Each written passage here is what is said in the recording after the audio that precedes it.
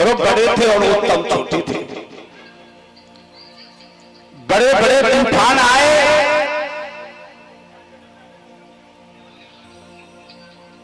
बड़ी कठिनाई से ये पुत्र पैदा हुआ। यदि पहले ही हो जाते तो आज हम कथा कैसी कहते? कथा तो बननी थी। गौर स्वामी ने, तुलसीदास जी ने रामचरितमानस में लिखा है, होगा वही जो राम रच राखा, को कर तड़क बढ़ावे। जो परमात्मा ने लिख दिया है वो तो होगा।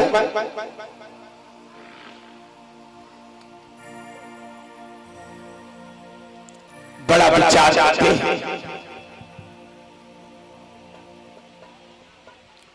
एक बार ध्रुव जी और उत्तम दोनों और रास्ते में खेल रहे थे। तो उत्तम तो पैसे वाले थे, जो उत्तम की मां सुरुचि रानी थी और ध्रुव की मां कागभड़ानी थी। तो वो पैसे वाले कहां से? वो गरीब थी। रूखे सूखे टुकड़े खा करके मारे पुत्र को जन्म दिया। बड़ी बड़ी गरीबी थी।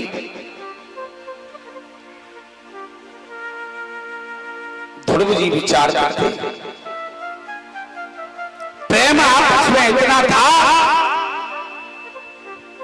बहुत अच्छा प्रेम था उत्तम में और ध्रुव में। दोनों खेल रहे थे रास्ते में। सुरुचि आई और कलाई पकड़ कर फटकार करके अपनी बेटा को ले गई कि तुम रानी के बेटा हो, ये कागभड़ानी का, अपना साथ तो देखो। अरे मेरे दोस्तों, मित्रता में कभी ये साथ नहीं देखा जाता है कि हमारी बराबरी का है कि बराबरी का नहीं है, कि कौन सी जाति का है, ये साथ नहीं देखा जाता है। आप तो ज्यादा बताओ, मित्रता में कभी भी देखा जाता है। यदि यही देखते तो भगवान योगी राजदेश द्वारकापुरी में बैठे हैं और द्वारकाधीश सिंहासन पर बैठे हुए नाम सुदामा का सुनते हुए सुदामा उनकी क्या बराबरी पे था? पैर की बिवाई फटरी, धोती फटरी, सिलती दुपटी, क्या गति हो। लेकिन उन्होंने ये नहीं देखा कि इसकी गति क्या है। प्रेम तो प्रेम है। साथ जो थे मुसीबत में उसी को यार कहते हैं, दिखावे पीठ मौके पर उसे गद्दार कहते। आज के समय गद्दार तो बहुत हैं, पर साथ देने वाले मित्र कम है। स्वामी आधार जी कहते कि मुक्ति कहते भाई और बहना बन की लड़ाई सगे से नैना। ऐसे यार तो हजारों, कि माया हो, कि बहन बेटी सुंदर हो, गर्भ से दोस्ती करने वाले हो, क्योंकि दौलत किसी एक गरीब व्यक्ति से दोस्ती करके देखो, जाके घर काल ग्राम भूखो सोनो पर बहुत कम।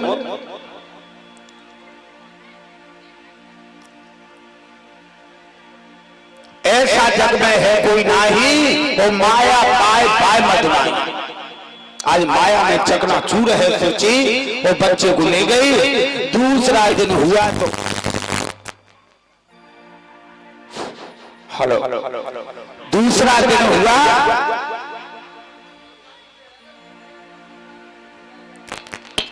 तो उत्तम और ध्रुव जी फिर रास्ते में खेलते खेलते जो उत्तानपाद महाराज महल में बैठे थे उनके पास पहुंच गए। खेलते खेलते महल में पहुंच गए।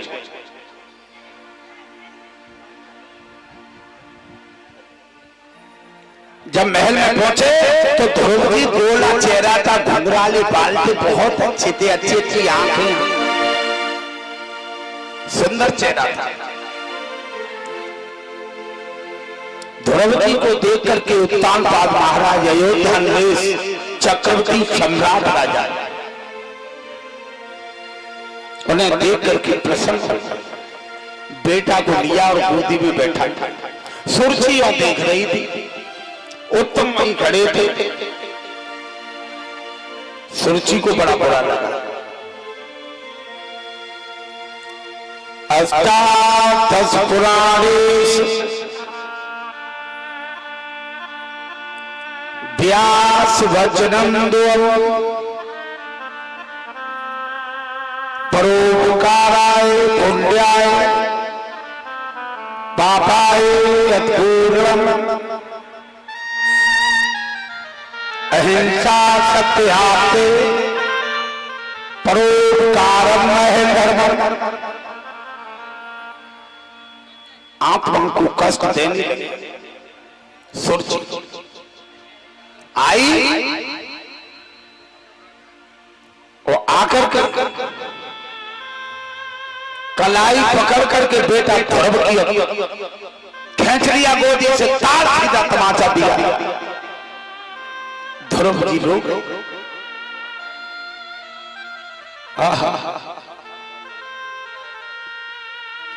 ध्रुव जी के नन्हे नन्हे ओठों में चोट लगी,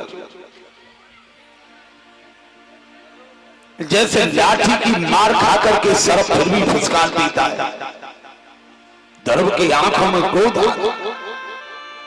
अश्रुधारा गिरने लगी, मोती से गिर रही। हे भगवान, मुझे मौसी ने धक्का दिया, मुझे उसका ख्याल नहीं है। मुझे ख्याल इस बात का कि बाप ने मुझे गोदी में लिया, लेकिन बाप कुछ भी नहीं बोला। इतने नारी के चेहरे पर ध्रुव रोते हुए चले आ गए। हे परमात्मा, मैया सुनीति ने देखा, एकदम दौड़ पड़ी। लाला, अरे क्या बात है बेटा मेरी बेटी के, बात क्या है? तुम्हें किसने मारा है बेटा? ध्रुव रो, छोटे से बेटा इस तरीका से आंख मल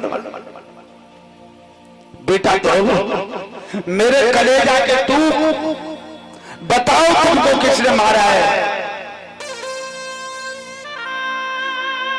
ध्रुव जी बोले, मां मुझे एक बात बताओ। सबसे पहले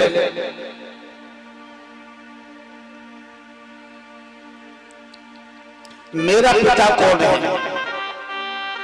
मैं तब बताऊंगा कि मुझे किसने मारा है। तेरा पिता? हाँ, तेरे पिता वही है चक्रवर्ती सम्राट अयोध्या में। मां, वो मेरे बाप नहीं है, वो तो पिता मेरे उत्तम के हैं, मेरे नहीं है। यदि मेरे होते तो मौसी ने धक्का दिया तो कुछ बोल, कुछ नहीं बोल। मां, मेरा पिता असली कौन है मुझे बता। समझाया कि तेरा पिता जगत पिता कण कण में बसा हुआ है, कण कण में, जहां देखे वहां तेरा ही पिता है। एक बात बता भैया, वो मेरा पिता मिलेगा कैसे? कड़कड़ में बसा हुआ है तो मिलेगा कैसे? बेटा, बड़ी में घोर तपस्या करोगे तो पिता के दर्शन हो सकते हैं, न वरना हो नहीं सकते। माँ को ये नहीं पता था कि ये छोटा सा बच्चा इतना बड़ा दृढ़ संकल्प कर लेगा। इस भूल में उसको बता दिया जो इतना कहा, और मैया रो रही है। क्या हुआ? तो आज समझा रहे हैं।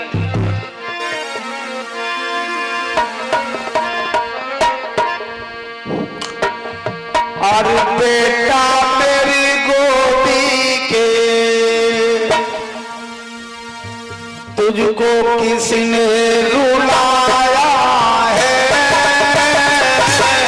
बेटा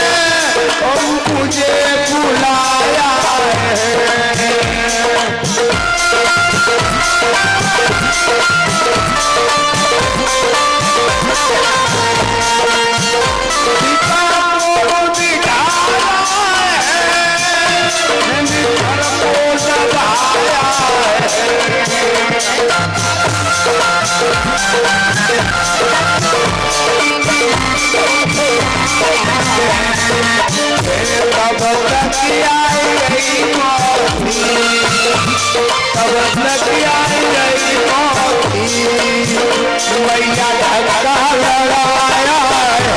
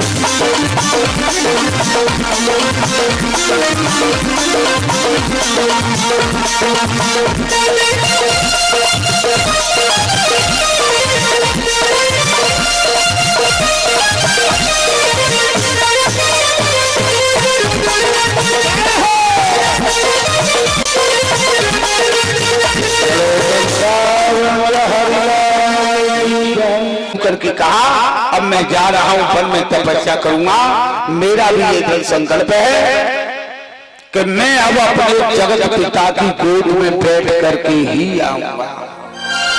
मैया बोली पागल हो रहे हो, मैंने तुम्हारे लिए थोड़ी बताया है, भगवान कोई ऐसे थोड़ी मिल जाएंगे। तुम छोटे से बच्चे हो, शेर भगतरा चीते नाहर बड़े बड़े दिग्गज हैं, तुम्हें खा लेंगे। बेटा ऐसा मत करो, लेकिन धर्म नहीं माने चलते जा रहे। राजवंश को पता पड़ा,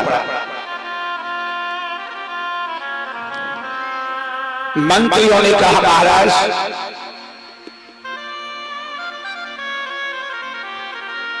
एक काम बहुत गलत हो रहा है तुम्हारे राज्य में। क्या?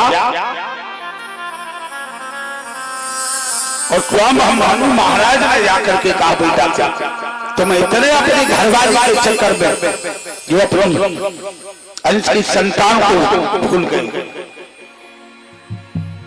बेटा तरफ चला गया, मंत्रियों से कह रहे थे ढूंढ लाओ।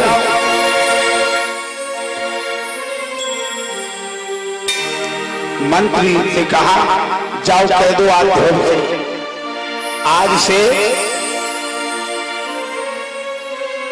सुंदर सुंदर वस्त्र और महल और भोजन ये सब लेकिन वन में नहीं जा। मंत्रियों ने कहा महाराज अब मत जाओ, तुम्हारे लिए सुंदर महल और भोजन और वस्त्र सब सेवा उपलब्ध है, अब मत जाओ। ध्रुव जी बोले बारी परमात्मा अभी तो मैं इस नगरी से बाहर नहीं हो पाया, तब तक तुमने सब सेवा उपलब्ध कर दी। इसका मतलब यह है तुम मुझे लालच दे रहे हो कि इस लालच में फंस करके मेरी गोदी में नहीं आए। ये ध्रुव नहीं मानेगा, ये आ रहा है गोदी में। ध्रुव ने मना कर दिया जाओ हमें कुछ नहीं चाहिए, लौट जाओ। मंत्री लोग बोले महाराज हमने कहा लेकिन ध्रुव ने मना कर दिया, स्पष्ट मना कर दिया कि हमें कुछ नहीं चाहिए। अब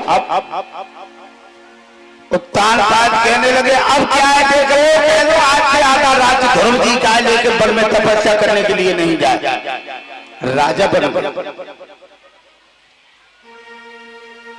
मंत्री बोले महाराज अब तुम महाराज कहने के अधिकारी हो, अब मत जाओ, आधा राज्य तुम्हारा है, चलो राजगद्दी पर बैठो, तिलक होगा आपके।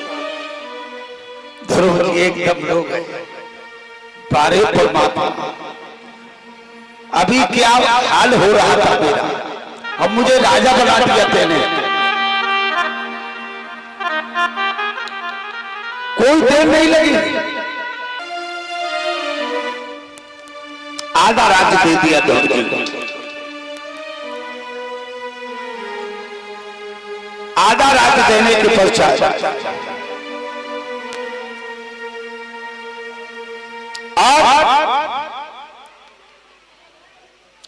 ध्रुव जी को आधा राज्य दे करके जा रहे, लेकिन ध्रुव ने मना कर दिया। तीसरी बार उत्तानपाद ने कह दिया चक्रवर्ती सम्राट राजा मेरा पुत्र बनेगा। जा लौटा। ध्रुव जी को राजा बना दिया, गद्दी का मालिक, फिर भी ध्रुव जी नहीं लौटे।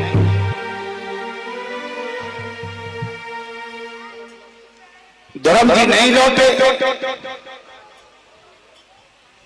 चलते जा रहे। क्या करना?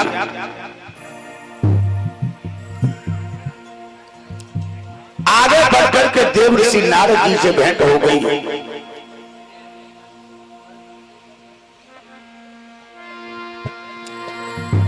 और नारद जी से भेंट हो गई। नारद जी कहने लगे, कहां जा रहा है? तपस्या करे? बाबा मैं तपस्या करने जा रहा हूं। तू छोटा सा बालक है, शेर भगा चीते खा जाएंगे, तू भाग जा करे। बोलो बाबा तुम तो खाए ना है। क्या कह रहा है? तुम तो खाए ना है बाबा, और मुझे क्या दिखा ले? कहने लगे नारद जी के मैं तो बड़ा हूं और तू छोटा है। कि बाबा तुम बड़े हो तो दिख जाओगे, मैं छोटा हूं तो चैनता छुप जाऊंगा। तो एक बात बताओ, तुमने कोई गुरु बना दिया है? गुरु? हाँ महाराज। हाँ आप ही बन जाओ। और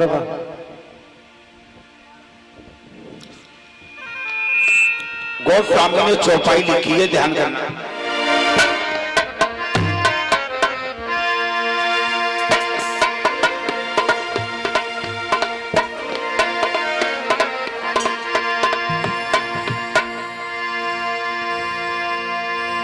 हो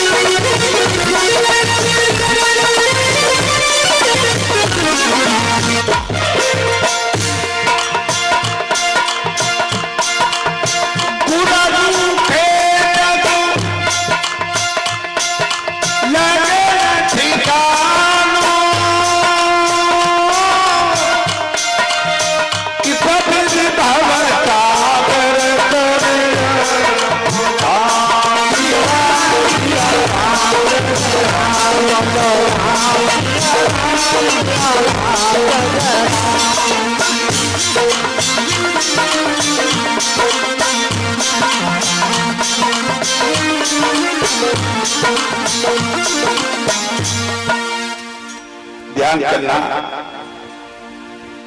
गुर रूठे जग लगे न ठिकानो, किस विधि भव सागर तर जानो। बिन गुर भव निधि तरे न कोई, चाय विरंच शंकर समोई। बिना गुरु के उद्धार नहीं होता है।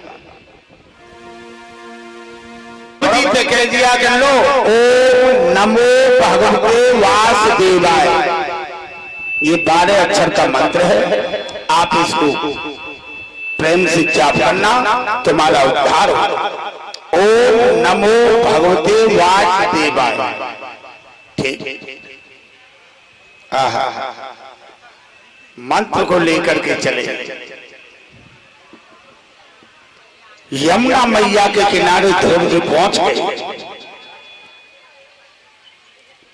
और यमुना मैया के किनारे यमुना लहरें लहरा रही हैं, पक्षियों की आवाज आ रही है, वन लता कर रहे, फूल खिल रहे, हरियाली क्षेत्र है, सुंदर सी जगह है, वट वृक्ष खड़ा हुआ है, पक्षी चें चें कर रहे हैं।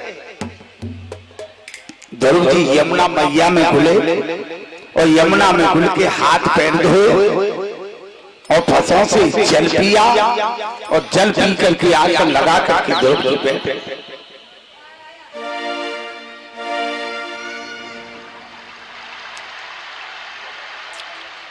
पानी की आवाज आ रही है, यमुना में बाढ़ सी चल रही है।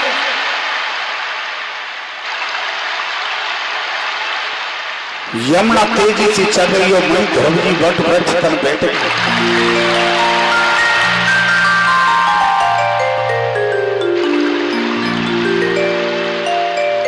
आसन लगाई। पहले महीना ध्रुव जी ने भजन किया,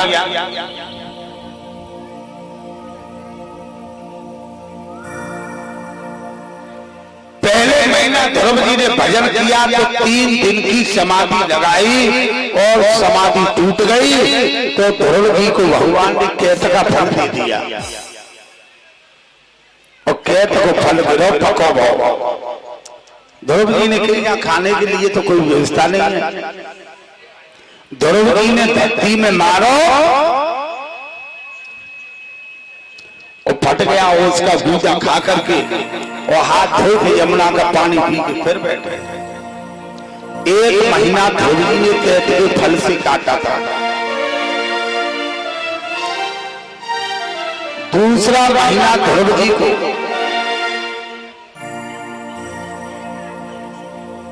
आसन लगा करके बैठ गए। 6 दिन की समाधि लगाई और समाधि टूट गई तो ध्रुव जी ने सूखे पत्ते कैत के लेकर के हथेली पर धर के पीस करके फंकी मार करके जल पीकर फिर 6 दिन की समाधि लगाई। दूसरा महीना ध्रुव ने ऐसे सहन किया।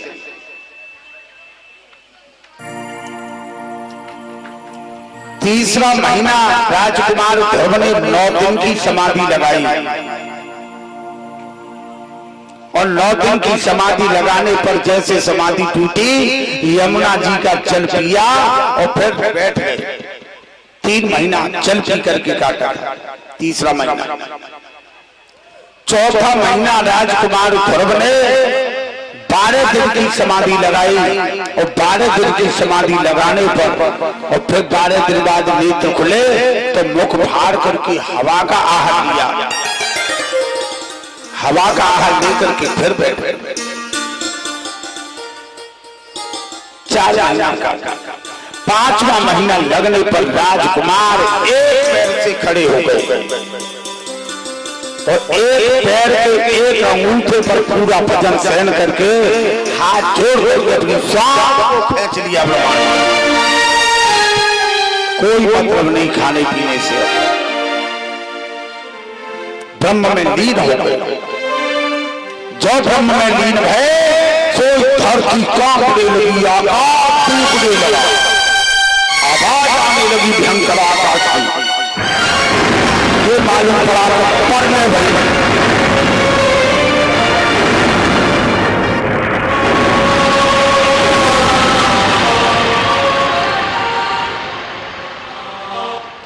ये मालूम पड़ा कि परले हो गई। देवराज घबरा गया तो अप्सराओं को बुलाया, आदेश दिया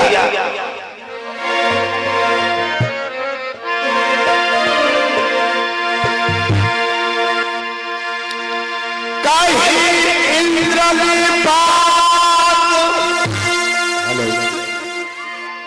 उठाए लो, हाथ गिराओ चारी।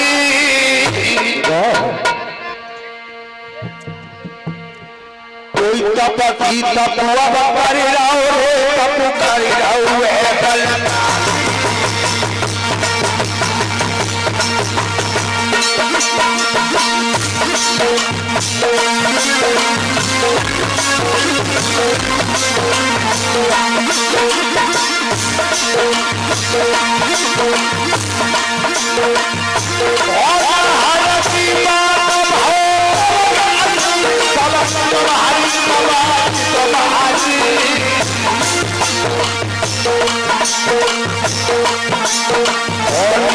सुंदर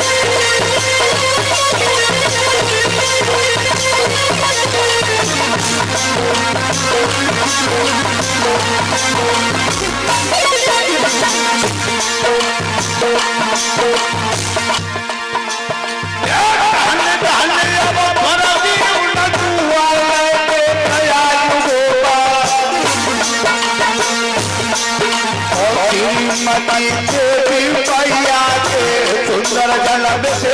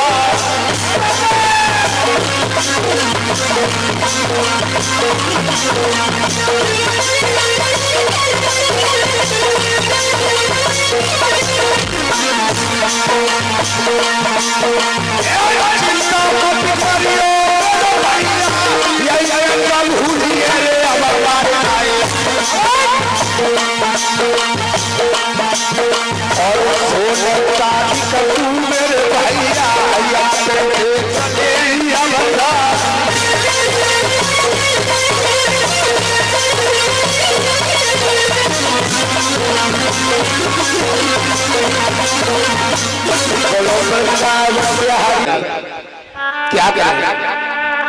कौन तपसी ऐसा तप कर रहा है? कौन ऐसा तपसी तप कर रहा है जिसके मारे धरती आकाश झूम गया? बड़ी चिंता है। जय हो। अप्सराओं को बुलाया,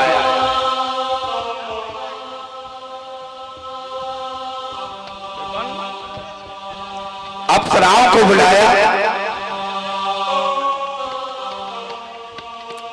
आज अप्सराओं को बुला करके और आदेश दिया कि जाओ वो तपसी का तप भंग कर दो।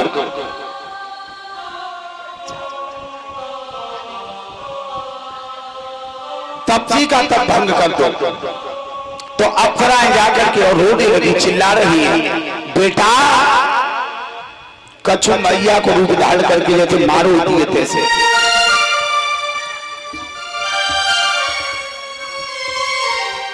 रो रहे राजा परीक्षित। राजकुमार ध्रुव जी ने आज बड़ी सुंदर तपस्या करके ब्रह्म में लीन होकर के पृथ्वी आकाश तीनों लोगों को हिला दिया। देवराज इंद्र ने अप्सराओं को भेजा और अप्सराएं जाकर के भगवान के भक्त ध्रुव को और समाधि तोड़ रहे हैं कि समाधि टूट जाए, लेकिन समाधि नहीं टूटी। मैया के रूप में रो रही है, विलाप कर रही है।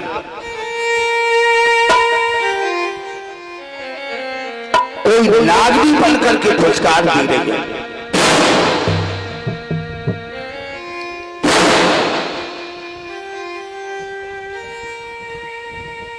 कोई शेर बन करके दहाड़ दे रही है, जब शेर दहाड़ देता है।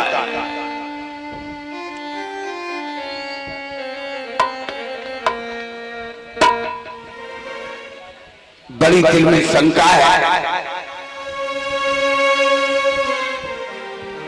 विचार करते हैं प्रभु अब क्या करना चाहिए।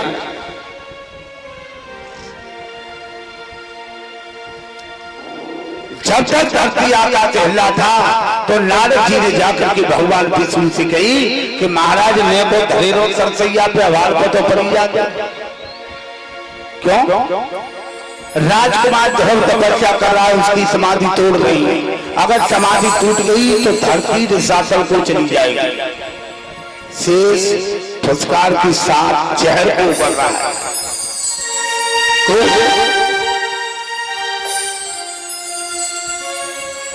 भगवान विष्णु ने इतनी बात सुनी और तत्काल ही गरुड़ को लेकर के चलते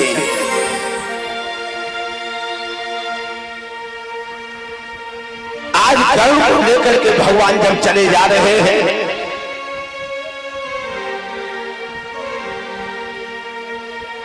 गरुड़ की पीठ पर बैठ करके भगवान चलते जा रहे हैं। बताया है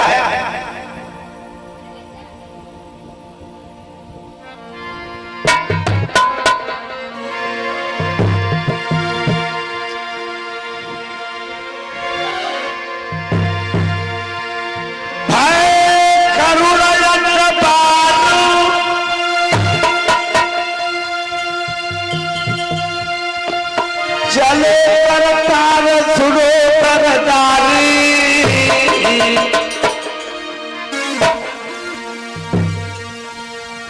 न पलकी लगी न देर कपिलो बेटा बलतारी।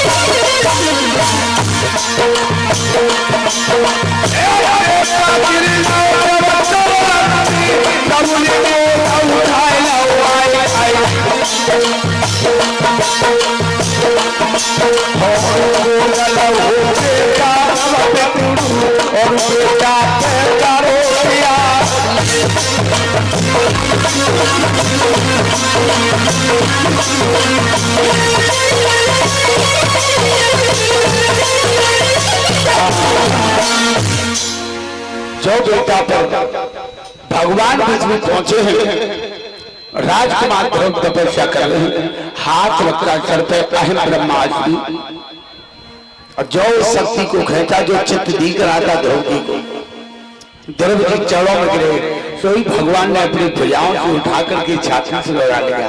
आहा, कितना प्यार किया। जो छाती से लगाया, आज राजकुमार ध्रुव जी को छाती से लगा करके बहुत प्यार किया। प्यार करते हुए भगवत प्रेमियों कहा, बताओ जो तुम्हारी इच्छा हो वो मांग लो। कहने लगे, प्रभु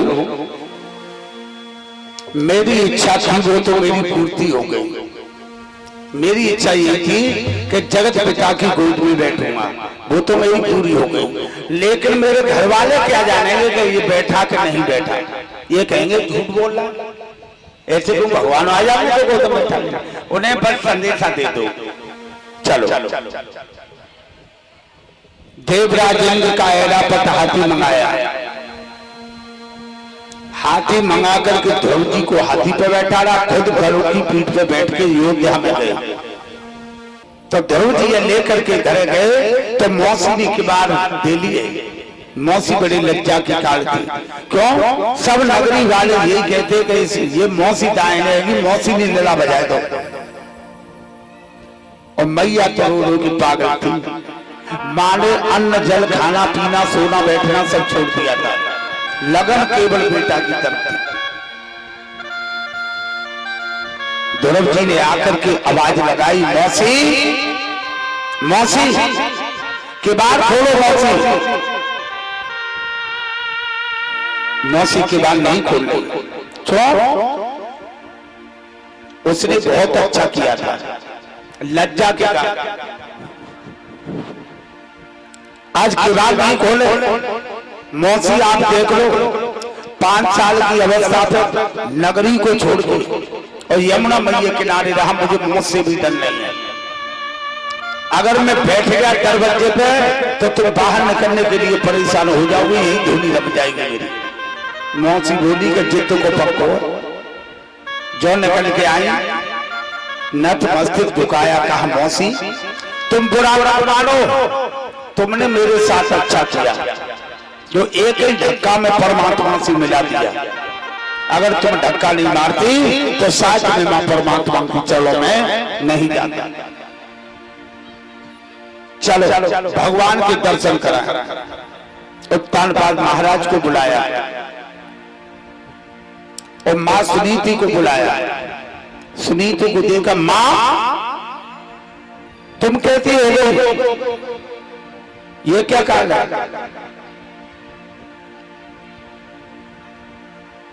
तो ध्रुव जी क्या बोले?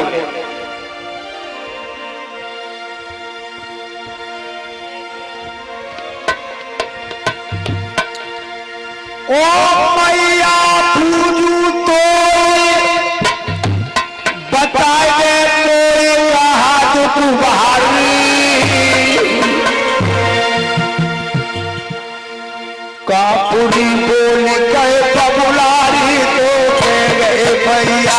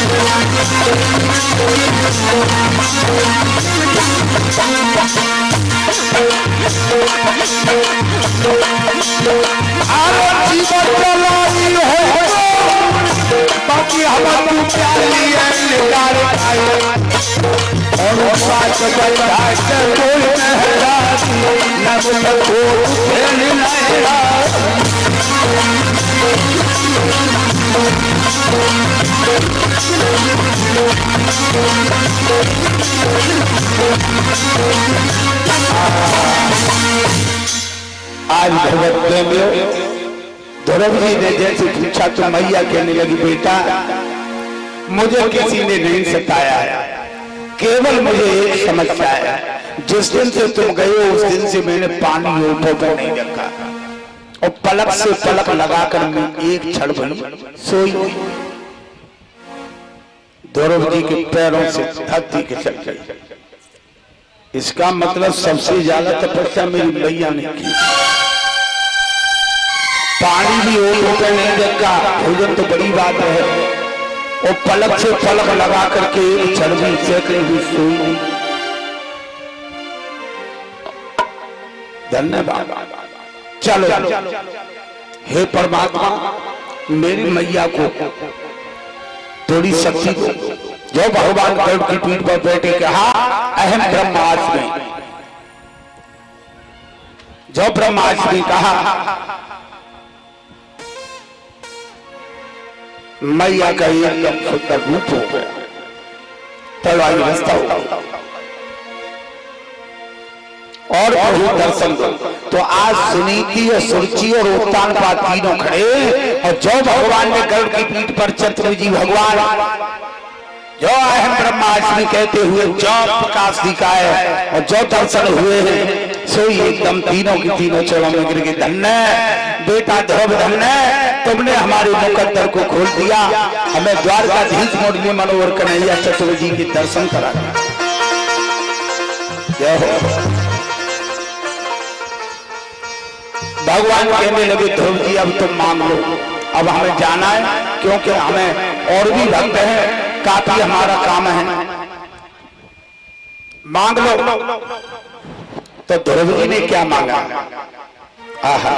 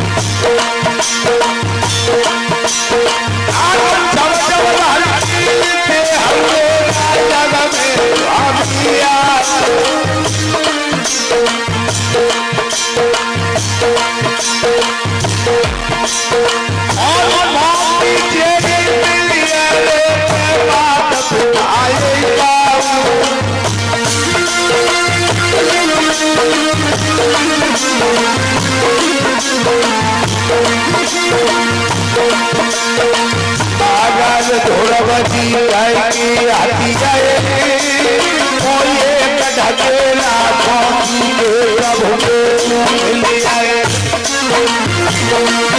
अब तो दान डालिए नाथ नाथ चलीला ध्यान रे अब तो दान डालिए नाथ नाथ चलीला ध्यान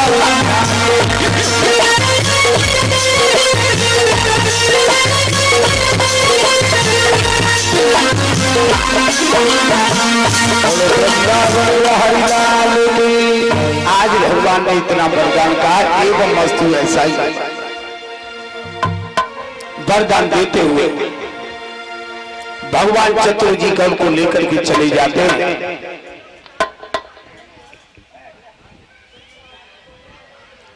भगवान आज गरुड़ की पीठ पर बैठ करके चले जाते हैं। ध्रुव जी वहीं पर ध्रुव जी ने 36,000 वर्ष राज्य किया। अब ये कह रहे होंगे 36,000 वर्ष कैसे? ये सतयुग की कथा है। उस समय 1,00,000 वर्ष की अवस्था थी। गर्भ 500 सतयुगी, त्रेता गर्भ 50, 10 वर्ष द्वापर रहे, कली गर्भ 9 मास। सतयुग में 500 वर्ष गर्भ में रहते थे, त्रेता में 50 वर्ष और द्वापर में 10 वर्ष और कलयुग में 9.5 मास। सतयुग में उम्र 1,00,000 वर्ष की थी, त्रेता में 10,000 वर्ष की थी, द्वापर में 1,000 वर्ष थी और कलयुग में 120 वर्ष है पूरा। सतयुग में 21 हाथ की ऊंचाई थी, त्रेता में 14 हाथ की ऊंचाई थी, द्वापर में 7 हाथ की ऊंचाई थी, कलयुग में 3.5 हाथ की ऊंचाई। और घोर कलयुग आएगा तब खाली 100 काट दो 20 वर्ष की अवस्था रह जाएगी।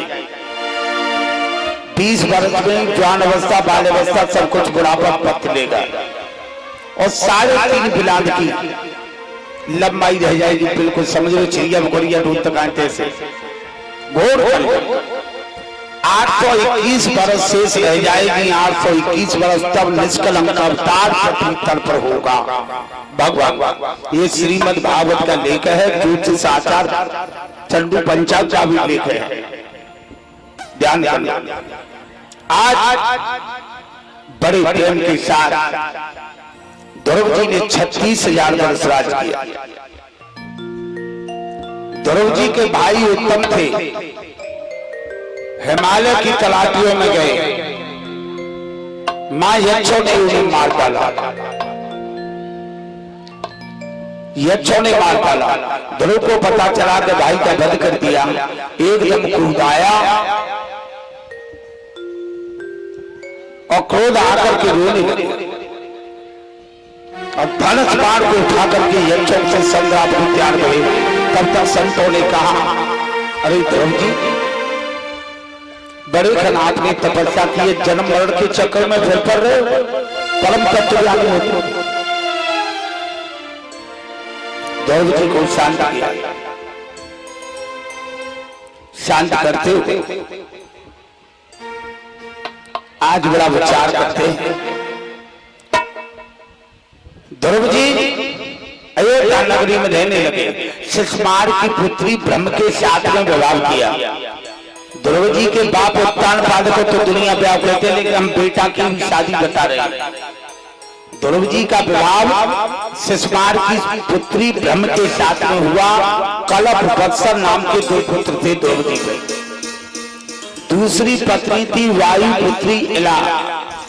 वायु पुत्री इला के गर्भ से उत्कल और एक कन्या रतनका का जन्म हुआ। कलप वत्सर उत्कल 3 बेटा थे, एक कन्या थी रतनका। ध्रुव जी आनंद करने लगे। ध्रुव के वंश में अंग बेणु राजा हुए थे। बेणु राजा हुए थे जिनके मारे धरती आकाश कांप गया था। पृथ्वी निशाचर को जाने के लिए तैयार हुई। तब पृथ्वी महाराज ने अवतार धारण करके और तब यज्ञ करना शुरू किया और तब बृहस्पतियां देना शुरू की पृथ्वी। सबकी पालनहारी यही है पृथ्वी मां। सबकी पालनहारी पृथ्वी मां है। अगर ये मिट गई तो समझ लो पल्ले हो जाएगी। आज ध्रुवालन करते हुए लास्ट में अपने परिवार वालों को लेकर के बैकुंठ में चले गए। परिवार वालों को लेकर के बैकुंठ में चले तो सब परिवार वाले गेट के अंदर घुस गए। और ध्रुव जी से पूछा द्वारपालों ने अब तो नहीं कोई रहा है। ध्रुव ने कहा कि अब कोई नहीं रहा है। जब 3 बार कहा कोई नहीं रहा है, तत्काल जो इतना कहा कि अब कोई नहीं रहा है, सो ध्रुव जी ने भगवत प्रेमियों द्वारपालों ने फाटक बंद कर दिया। ध्रुव कहने लगे मैं रह गया कि अब तो तुम रह जाओगे। जब तक धरती आकाश रहेगा तब तक तुम अंबर की ताली बनकर की रहोगे। 5 वर्ष के ध्रुव तपे नल को बना दो तारो। आज ध्रुव ताला और जिसकी मृत्यु आएगी, जिसकी मृत्यु आएगी उसे 6 महीना पहले से ध्रुव ताला दीपना बंद हो जाएगा। 6 महीना पहले से ये नाम पीढ़ी हो जाएगी, लेकिन हम तुम समझ नहीं पाते। बोलो आनंद कंद भगवान की।